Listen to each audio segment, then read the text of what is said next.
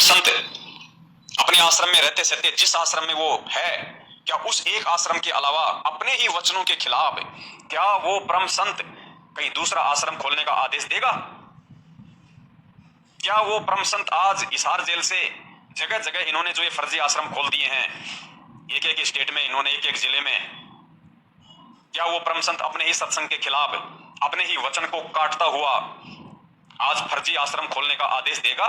जो इन्होंने दिल्ली की मुंडका में खोल दिया, रोहतक के सिंहपुरा में खोल दिया, भिवानी में खोल दिया, जींद में खोल दिया, पता नहीं कहां नेपाल में बन रहा है, कोई उत्तर प्रदेश के शामली में बन रहा है, कुरुक्षेत्र में वो फर्जी आश्रम बन रहा है, पुरुषोत्तम सैनी जिसका संचालन कर रहा है। पुण्यात्माओं, अब ये सत्संग सुनना आप और धैर्य के साथ में सुनना।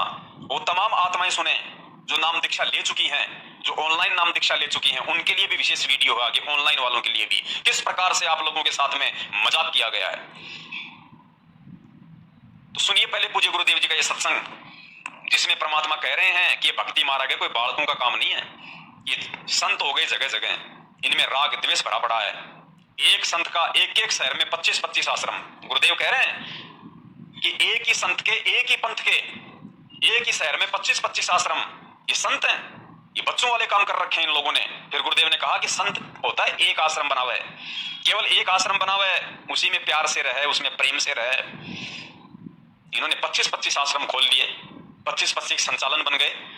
आपस में राग द्वेष ईर्ष्या तो इनके अंदर भरा हुआ है। गुरुदेव कह रहे हैं उन संतों के लिए, और फिर गुरुदेव कहते हैं कि संत का क्या होता है, एक आश्रम हुआ है। और पुण्यात्माओं, अपने उस वचन को कायम रखते हुए, क्योंकि दास पहले कह चुका है कि संत वचन पलटे नहीं, पलट जाए ब्रह्मांड। पूज्य गुरुदेव जी पूर्ण परमेश्वर है, वो कभी दोगली बात नहीं करेंगे। सन 2004 या 5 का वो वीडियो है, और उस वचन अनुसार गुरुजी ने ना तो कभी पहले एक से अधिक आश्रम किए, और ना वो सत्संग करने के बाद गुरुदेव ने कभी एक से अधिक आश्रम खोले। सबसे पहले गुरुजी हमारी जींद में जो छोटी सी जो कुटिया थी, जहां पे हमारे दादा गुरुदेव जी सत्संग करते थे, रहा करते थे, वहां गुरुजी ने सत्संग शुरू किए। जब वो कुटिया हाथ से निकल गई, जब गुरुदेव वहां पे सत्संग करना छोड़ दिया किसी भी कारणवश, तो गुरुदेव ने फिर छुडानी में सत्संग किए। छुडानी में गुरुदेव ने छोटी सी जगह ले ली, वहां पे गुरुदेव सत्संग करने लगे, ये सोचकर कि भाई यहाँ पे गरीबदास पंथ वाले आते हैं, अच्छी आत्माएं आती हैं, उनको समझाया जा सके। लेकिन छुडानी वालों को रास नहीं आया, गरीबदास जी के पंथ वालों को। तो गुरुदेव झगड़ा नहीं चाहते, परम संत कभी झगड़ा पसंद नहीं करता। गुरुदेव वहां से छोड़ के आ गए। फिर गुरुदेव ने करोथा में आश्रम खोला, और जब करोथा में भी काल एजेंटों की मिली भगत से जब करोथा कांड हो गया, उसके बाद गुरुजी सतलोक आश्रम बरवाला में आ गए, नया आश्रम बनाया। फिर गुरुजी सतलोक आश्रम बरवाला में सत्संग करने लगे, उसके अलावा कहीं कोई आश्रम नहीं खोला गुरुदेव ने, कहीं। उसके बाद गुरुजी आज जेल में चले गए। तो कहने का मतलब है, अपने वचन अनुसार पूज्य गुरुदेव जी ने जब भी सत्संग किए, जहां भी सत्संग किए, केवल एक ही आश्रम रखा, दूसरा आश्रम नहीं खोला गुरुजी ने, वरना उनका वचन फेल हो जाता, उनका सत्संग फेल हो जाता, गुरुजी दोगले साबित हो जाते। और जिस आश्रम में गुरुजी ने सत्संग किया, उस एक नामदान के अलावा गुरुजी ने कहीं कोई दूसरा नामदान नहीं खोला। जहां गुरुजी सत्संग करते थे, उसी आश्रम में पूज्य गुरुदेव जी नाम दीक्षा दिया करते थे। उसके अलावा दूसरी जगह कोई नाम दीक्षा नहीं दी जाती थी, ना देश में ना विदेश में। ये गुरुजी का रिकॉर्ड रहा है, क्योंकि गुरुजी अपने सत्संगों से बाहर कोई काम नहीं करते थे। तो सुनिए पहले पूज्य गुरुदेव जी का यह अनमोल सत्संग, और पुण्यात्मा उसके बाद में विचार करना कि आज उसी पूज्य गुरुदेव जी के सत्संगों के खिलाफ उनको दोगला साबित किया जा रहा है। धर्म को धंधा बना के पूज्य गुरुदेव जी को निंदा का पात्र बनाया जा रहा है। सुनिए परमपिता परमेश्वर के मुख कमल से। करोड़ जन्म भी प्रभु की प्रेरणा पाकर राज्य भी छोड़ सकता है, अपने प्रिय से प्रिय पर। कबीर साहब कहते हैं, राज्य तजना सहज है, सहज त्रिया काने, मान बढ़ाई ईर्षा दुर्लभ तजना ये। और ये नहीं तजी तो इतना मुक्त नहीं हो सकता करोड़ जन्म भी। प्रभु की प्रेरणा पाकर राज्य भी छोड़ सकता है, अपने प्रिय से प्रिय पत्नी को भी त्याग सकता है। फिर ये राग और द्वेष, मान बढ़ाई ये नहीं छोड़ सकता। जब तक ये नहीं छूटेगी तब तक प्रभु नहीं मिल सकता। मान बढ़ाई से है दूर, आज इसके है सदा जो। हमने तो दास और कुत्ता बनकर रहना पड़ेगा प्रभु का। हमारी के प्रभुता 2 दिन के मेहमान है, कर सरे श्री छूट जाए अपना। या बच्चों की तरह संत लड़ रहे हैं एक ही शहर में, और 25-25 आश्रम। एक ही शहर में 25-25 आश्रम बने हुए हैं, एक ही पंथ के। तो बच्चों जैसे लड़ाई इनकी, तो ये संत काहे को एक आश्रम बनावे, उसमें प्यार से रहे, और फिर आम आदमी पर अच्छा व्यवहार उसका असर पड़े कि साधु ऐसे होते हैं। अब ये हमारे अंदर ही ऐसे राग द्वेष भरे पड़े हैं, तो समाज को क्या दे सकते हैं? इस प्रकार हमने इन बातों को पुनः विचार करना पड़ेगा, और तभी हम प्रभु को पा सकते हैं। ये बच्चों वाली लड़ाई संत नहीं किया करते, ये हमने त्यागनी होगी, तभी हम प्रभु पा सकते हैं। तो पुण्यात्माओं, ये अनमोल सत्संग है परमपिता परमेश्वर सतगुरु रामपाल जी महाराज जी का। और जो पुण्यकर्मी आत्मा होती है, जो समझदार आत्मा होती है, जो एक सुयोग्य भगत होता है अपने गुरुदेव का, उसके लिए तो ये प्रमाण अमृत है, अमृत। उसके बाद तो उसके मन में सौपन में भी गुंजाइश नहीं रह जाती कि सतलोक आश्रम मैनेजमेंट हरियाणा काल का दूत नहीं है। ये परम संत कभी भी अपने सत्संगों के विपरीत कोई क्रिया नहीं करेगा। जब स्पष्ट कर दिया गुरुजी ने कि इन संतों की लड़ाई देखो, एक ही पंथ के, एक ही संत के, एक एक शहर में 25-25 आश्रम, ये बालकों जैसे काम कर रखे इन लोगों ने। और कितने प्यार से गुरुजी ने बताया कि संत का काम होता है एक आश्रम रखे, प्यार प्रेम ते रहे, ताकि दूसरों पे भी अच्छा असर पड़े, उनका प्रभाव पड़े। लेकिन इन्होंने तो बच्चों वाली ये लड़ाई छेड़ रखी है, राग द्वेष। तो पुण्यात्माओं सोचिए, आज पूज्य गुरुदेव जी कैसे हिसार जेल जाने के बाद इनको नाम दीक्षा का आदेश दे सकते हैं, जिस परम संत ने सन 1994 से 2014 तक जो खोल सकते थे जगह जगह नामदान केंद्र, जो आदेश दे सकते थे जगह जगह नामदान केंद्र खोलने के, वो सैकड़ों नाम दीक्षा केंद्र खोल सकते थे अपने रहते सहते, लेकिन अपने सत्संगों के खिलाफ वो कोई कर्म नहीं करते।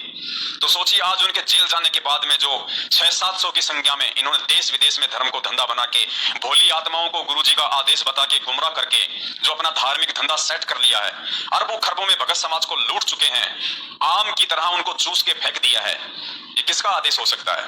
क्या गुरुजी अपने वचन को काट के इनको आदेश देंगे? जिस परम संत ने अपने रहते सहते एक आश्रम के अलावा कोई दूसरा आश्रम नहीं बनाया, क्या वो बना नहीं सकते थे? क्या उनके पास में पैसे की कमी थी? लेकिन गुरुदेव ने नहीं बनाया कोई दूसरा आश्रम, क्योंकि गुरुदेव पहले ही कह चुके थे नकली संतों के विषय में कि वो संत नहीं होते, वो तो बच्चों जैसी बातें हो गई, जो एक ही संत, एक ही पंथ उनका, और उसके 25-25 आश्रम खोल रखे हैं। राग द्वेष ईर्ष्या उनके अंदर भरी हुई है। क्या समाज को शिक्षा देंगे वो? क्या उदाहरण पेश करेंगे? तो एक आश्रम हो, बड़े प्यार प्रेम से रहें, समाज पे भी असर पड़े। इसीलिए गुरुदेव ने कभी भी 27 वर्षों में ना कोई दूसरा नामदान केंद्र खोला, ना किसी को नाम दीक्षा देने का आदेश दिया, ना कोई दूसरा आश्रम खोला। तो मार्च 2014 से ही, क्योंकि नवंबर में कांड हुआ था, उससे 5-6 महीने पहले ही इन घटिया लोगों ने, मैनेजमेंट वालों ने संगत में पर्चे बांट के अंदर आश्रम में, और गुरुजी का आदेश बता के ये कह दिया था कि मार्च एंड तक गुरुजी का आदेश है, एक एक पाठ करवाना जरूरी है, क्योंकि इन्होंने वो जमीन वहां पे खरीद रखी थी गुरुजी के आदेश के विपरीत। 5 करोड़ रुपया इन्होंने एग्रीमेंट का दे रखा था, इनको 28 करोड़ रुपए और देने थे। तो 28 करोड़ रुपया आए कहां से? इसलिए गुरुजी का फर्जी आदेश बता के संगत को इन्होंने आश्रम में ही लूटना शुरू कर दिया था। आपको ये कहे भाई गुरुजी के रहते सहते कैसे लूटना शुरू कर दिया? जिस प्रकार गुरुजी के आश्रम में रहते सहते इन्होंने भक्तों को कमांडो बना दिया, गुरुजी का ही आदेश बता के भक्तों को काले कपड़े पहना दिए, गुरुजी का ही आदेश बता के भक्तों को मरने मारने के लिए आश्रम के बाहर बैठा दिया, और वहां पर वाला कांड करवा दिया, क्योंकि ये गुरु को मानुस मानते थे। गुरु मानुस कर जानते वो नर कहिए अंध, होवे दुखी संसार में फिर आगे काल के फंदे। ये आदरणीय गरीबदास जी महाराज जी की वाणी है, इसीलिए ये वाणी बोली गई है, वरना इस वाणी को बोलने का कोई मतलब ही नहीं था। लेकिन परमेश्वर को पता था कि गुरु मानुस कर जानते। अब गुरु को मानुस कौन मानेगा? जिसका कोई गुरु होगा। और वाणी बोली गई हम भक्तों के लिए। तो यहाँ संत रामपाल जी महाराज जी और हमारे बीच की बात हो रही है कि गुरु मानुस कर जानते वो नर कहिए अंध, अर्थात नाम दीक्षा लेने के बाद भी उस कलयुग की पिछली पीढ़ी में कुछ काल प्रेरित लोग जो भगत बनने की नौटंकी करेंगे, दिखावा करेंगे, ड्रामा करेंगे, वो उस संत को, उस गुरु को केवल अपने जैसा मानुस ही मानेंगे। तो कहते हैं गुरु मानुस कर जानते वो नर कहिए अंध, वो अंधे, मूर्ख हैं, ज्ञानहीन हैं, वो है दुखी संसार में, वो दुनिया में भी दुखी रहेंगे। आज ये दुखी हैं। आज इनके पास में अरबों खरबों की प्रॉपर्टी भगत समाज के से लूटी हुई, उसके बाद भी ये हराम के टूक तोड़ने पे मजबूर हैं। ये कुत्ते की तरह भगोड़े बन के घूमने पे मजबूर हैं। ये खुल के किसी थड़ी पे बैठ के चाय नहीं पी सकते हरियाणा में। इनको भय है, इनको डर है पुलिस का, पकड़े जाने का। आज भी ये कुत्ते वाला जीवन जी रहे हैं। बेचारी भोली संगत के टुकड़ों पे ये पल रहे हैं। ये कोई काम धंधा नहीं करते, कुछ नहीं है इनके पास में, सिर्फ सिवाय संगत के दान के रुपयों पे टुकड़े तोड़ना, ऐसो आराम करना, अय्यासी वाली जिंदगी जीना। तो वह दुखी संसार में ये आज भी दुखी हैं, इतना पैसा होने के बाद भी दुखी हैं। आग गए यम के फंद, और इनका और दुखी होना तो अभी बाकी है। जब देशद्रोह वाला मुकदमा शुरू होगा ना, जब उसकी सुनवाइयां होंगी, जब उसमें कुछ निर्णय निकलने वाला होगा, तब देखना किस प्रकार से पुलिस इनके पीछे लगेगी, किस प्रकार से इन कुत्तों को पुलिस ढूंढेगी गली गली। पुण्यात्माओं, परमात्मा कहते हैं सच्चाई कुछ समय के लिए दबाई जा सकती है, लेकिन सच्चाई को मिटाया नहीं जा सकता। जिन लोगों ने बरवाला कांड करवाया है अपनी उल्टी और काल प्रेरित घटिया हरकतों के चलते, जिन लोगों ने परमपिता परमेश्वर सतगुरु रामपाल जी महाराज जी को अपने जैसा मानुष माना है, एक साधारण संत माना है, और जिन्होंने झूठ पाखंड किया है बरवाला कांड में, गुरु के साथ आश्रम में भक्तों को काले कपड़े पहनाए, कमांडो बनाया, 5 भक्तों की वहां पे मौतें हुई, इतना बड़ा ड्रामा हुआ, जो आज भगोड़े बन के घूम रहे हैं। कुछ नालायक पुरुषोत्तम जैसे, बलजीत जैसे, रामकुमार ढाका जैसे जमानत पे बाहर घूम रहे हैं। पुण्यात्मा, इन सबको जेल की चक्कियां पीसनी पड़ेंगे, इन सबको जेल के अंदर सड़ना पड़ेगा, क्योंकि भगवान से धोखा करने वाला बच के नहीं जा सकता। कहते राम और राज, इन दोनों से कोई नहीं बच सकता। राम धारा और राज धारा, इन 2 धाराओं से ना कोई बचा है, ना कोई बच सकता। राम धारा और राज धारा। तो राम से तो ये बचेंगे कहां, उस अंतर्यामी से, तो वो तो जब शरीर छोड़ेंगे तब देखना इनके क्या हाल होंगे ऊपर। लेकिन राजधारा जो कानून है, ये उससे भी नहीं बच पाएंगे, क्योंकि इन्होंने किसी आम व्यक्ति के साथ में छल कपट और धोखा षड्यंत्र नहीं किया। इन्होंने परमपिता परमेश्वर कबीर साहिब जी के साथ षड्यंत्र किया है, और षड्यंत्र ये कर सकते हैं ज्ञानहीनता के चलते, अपने जैसा ही समझ के। संत रामपाल जी का भाई बरवाला कांड से एक दिन पहले मीडिया के सामने खड़ा होकर पूरी दुनिया के सामने भौंक रहा है, झूठ बोल रहा है कि संत रामपाल जी महाराज आश्रम के अंदर नहीं है, हमने स्वास्थ्य इलाज के लिए उनको हॉस्पिटल में भेज दिया। अरे नालायको, तुम्हारी बातों पे कौन विश्वास करेगा गद्दारों। धारा 144 लग रही है, 25,000 पुलिस फोर्स चप्पे चप्पे पे बंदूक तान के खड़ी है, और तू दुनिया के सामने इतना बड़ा डींग मार रहा है कि हमने संत रामपाल जी को आश्रम से कहीं बाहर शिफ्ट कर दिया, अंडरग्राउंड ले गए थे क्या, कुछ सुरंग बना रखी थी क्या। इतना बड़ा झूठ, इतना बड़ा पाखंड इसने पूरी दुनिया के सामने वहां बोला। और जब मीडिया वाले ने कहा कि जब संत रामपाल जी महाराज जी को तुमने बाहर शिफ्ट कर ही दिया और वो आश्रम में नहीं है, तो क्यों भक्तों को कमांडो बना के खड़ा कर रखा है, पुलिस को अंदर जाने दो, पुलिस अंदर जाके तलाशी ले लेगी। अगर संत रामपाल जी महाराज नहीं है तो पुलिस वापस आ जाएगी। पुलिस का कोई भक्तों के साथ तो झगड़ा है नहीं, महिलाओं और बच्चों के साथ तो कोई लेना देना है नहीं। संत रामपाल जी महाराज जी के नाम के वारंट निकले हुए हैं, पुलिस उनके लिए आई है। जब वे अंदर नहीं है तो पुलिस को क्यों रोक रहे हो, जाने दो अंदर, नहीं होंगे तो वापस चले जाएगी, काम खत्म। फिर अड़ंग बड़ंग करने लग गया, नहीं जी मैंने वो परसों अखबार में ये पढ़ा, वो पढ़ा, डीसी का एसडीएम का वो पढ़ रहा था, हम अपने आश्रम को नाजायज तरीके से सील नहीं होने देंगे, अड़ंग पड़ंग। ये ड्रामेबाज व्यक्ति जो आज भगोड़ा बन के घूम रहा है पिछले 7 वर्षों से, भगत के नाम पे कलंक, भक्ति के नाम पे कलंक, और अपने भाई के साथ में गद्दारी करने वाला, अपने गुरु के साथ में गद्दारी करने वाला, बरवाला कांड की रात को पीठ दिखा के भागने वाला, ये महेंद्र भगोड़ा, जिसके आदेश से आज ये जगह जगह फर्जी नामदान केंद्र खुले हुए हैं, और जिन फर्जी नामदान केंद्रों से आप लोगों ने वो फर्जी डीवीडी से नाम दीक्षा ली है, जिसके आदेश से आपने ऑनलाइन नाम दीक्षा ली है, तो आपने फेरे किससे लिए, आपने फेरे लिए हैं महेंद्र भगोड़े से। आप लोगों ने फेरे लिए हैं महेंद्र भगोड़े के चमचों से, जिनको लेटरिंग ढंग से साफ करना नहीं आता, और वो तुम लोगों को वहां पे डीवीडी से नाम दीक्षा दिलवाते हैं। मंगलवार को दूसरे की सेवा, बुधवार को दूसरे की सेवा है, घर घर में ये कमाल बैठा दिए, घर घर में कमाल।